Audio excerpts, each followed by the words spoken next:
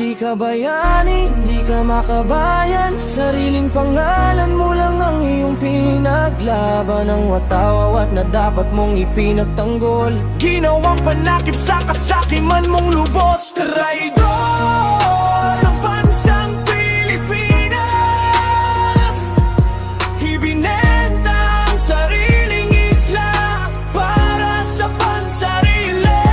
Traidor sa bansang Pilipinas. Sariling interes ang inuuna. Bayan ay winasak na.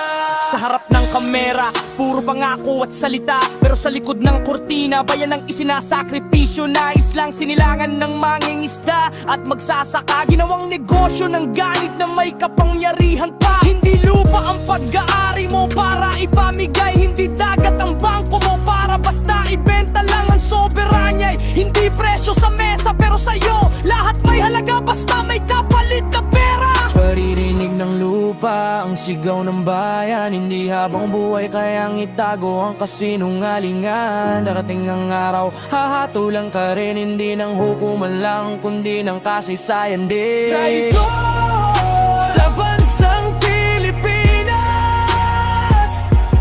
Ibinenta ang sariling isla para sa pansarili. Traidor sa bansang Pilipinas. Sariling interes ang inuuna. Bayan ay winasak na. Hindi man kami perpekto, hindi man kami mayaman, pero ang pagmamahal sa bayan ay hindi kailanman nabibili sa bawat Pilipinong gising at lumalaban.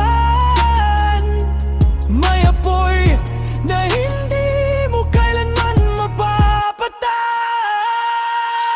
Traidor sa bansang Pilipinas.